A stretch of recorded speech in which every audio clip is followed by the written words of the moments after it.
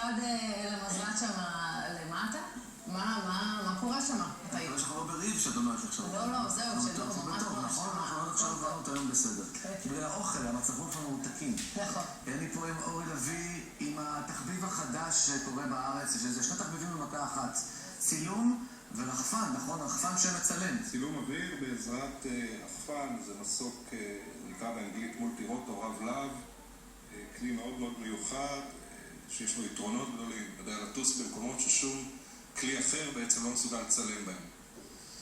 וזה כל אחד יכול להתאים בסופו של דבר אם הוא לומד את הדבר הזה, נכון? ודאי, כמו כל דבר, כמות הלמידה פה יחסית מהירה, למרות שהדבר הזה דורש הכשרה ואימון ועמידה בכללים מסוימים, כללי בטיחות בעיקר. וזה מצלם נופים במקום? זה יכול לצלם כל דבר, זה יכול לצלם נופים, משתמשים בזה גם לצרכים ביטחוניים, אם זה להבטחת אסדות קידוח נפט ואוניות וכדומה, זה יכול לשמש בעצם לכל משימה. זה חוקי. חוקי לחלוטין, ודאי, בטח. אנחנו רואים גם עכשיו על המסך כל מיני דוגמאות שאתה מדבר עליהן. אלה צילומי אוויר שצילמתי. אשתי הגיעה תיזהר. שהיא מסוכנת? אני מאוד מסוכנת. לא, היא בעיה. לא, אני רק רוצה לדעת איך באמת אפשר כאילו לשמש את זה לשימוש מעניין, לצלם דברים מעניינים, לא רק נופים. הרעיון הוא בעצם שעם כלי כזה אני יכול, גם בגלל שהזמינות שלו מאוד מאוד גבוהה, זאת אומרת מחברים בטריה ועולים לאוויר, אז אני יכול בכל נקודת זמן לעלות כלי לצילום אוויר, ואני יכול להגיע איתו למקומות ששום כלי טייס אחר לא יכול להגיע. לא מסוק, לא מטוס, הכלי הזה מאוד קטן, הוא שקט מאוד, לא פוגע בסביבה בכלל, הוא לא מפחיד בעלי חיים, לא שומעים אותו. אני מת כבר לראות, אנחנו מדברים המון ולא עושים בו, נתחיל לצלם וניתן לרחפן לעוף. כן, בשמחה. קדימה, בוא נראה נשים את זה. אתה יודע שהכתבה הזאת פורסמה בישראל היום, מי שרוצה ככה לקרוא. בישראל היום. אנחנו לא יכולים להגיד, אין לך מיקרופון, אתה לא יכול לדבר בשבילך, אתה רק תפעיל את זה, בוא נלך לראות את זה מקרוב, אני מאוד סקרן. נניח את זה נודיף וחוזר אלינו? אז בוא אלינו. זה באמת, אפשר כבר לצלם המון דברים שלא יכולנו לצלם בעבר. כן. יש לנו מצלמה שם. על בטיחות. כן, יש מצלמה על הרחפן, יש מצלמה על הרחפן. עכשיו עיננו אותו. נתריץ תסתכלי. יש לו GPS שהוא מהיר עליו. ואנחנו נפתח קצת כוח ונתחיל לרחב. אתה רואה את הגאות האלה בבוקר ציפור, שבוע כמה נראים מלמעלה. אני לא אעלה יותר מעבר מהזה מסיבות בטיחותיות, אבל... שיסתובב אלינו, בדיוק. זה מכשיר יקר? מכשירים כאלה נעים במחירים של בין... מתחילים ב-3,500 שקל, זה מאוד תלוי בסוג האבזור שלהם. כולל המצלמה? לא, לא כולל המצלמה, המצלמה זה תוספת, הכלים האלה יודעים לעשות כל מיני דברים, לא רק צילום.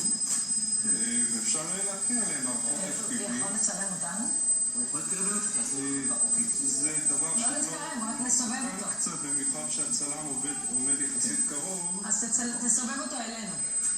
זה מה שאני בדיוק לא רוצה לעשות, בגלל שהאזור פה קצת צפוף.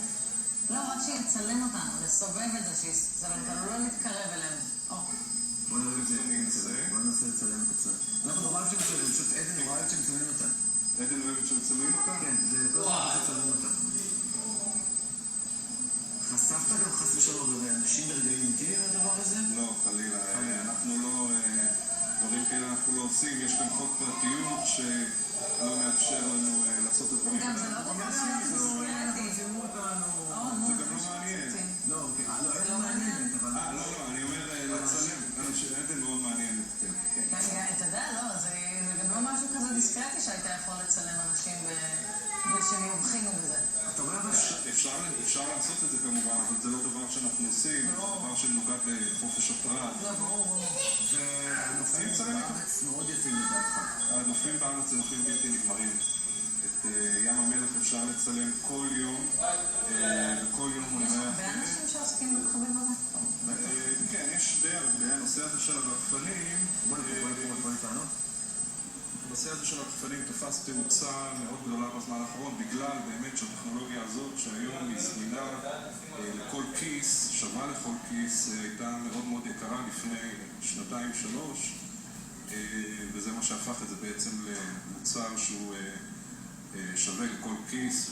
וכל אחד יכול לעשות את זה, אין שום בעיה, צריך להיות טייס בשביל זה. לא, ממש לא צריך להיות טייס בשביל זה. צריך לעבור איזושהי הכשרה ואיזשהם אימונים כדי להכניס אותו בצורה בטוחה, כל אחד יכול לעשות את זה. באמת, תודה גם רבה. עדן. גם אם אתם יכולה, כולם יכולים. תודה רבה, תודה. היה מאוד כיף עם הרחפן וגם היה כיף איתה. לי תמיד כיף איתך. ואנחנו נמשיך הביתה גם, עכשיו, לכיף הזה שלנו. אנחנו לא נפרדים בינתיים, נכון? וגם אמרתי ביחד, אבל לא תוכלו לראות על זה.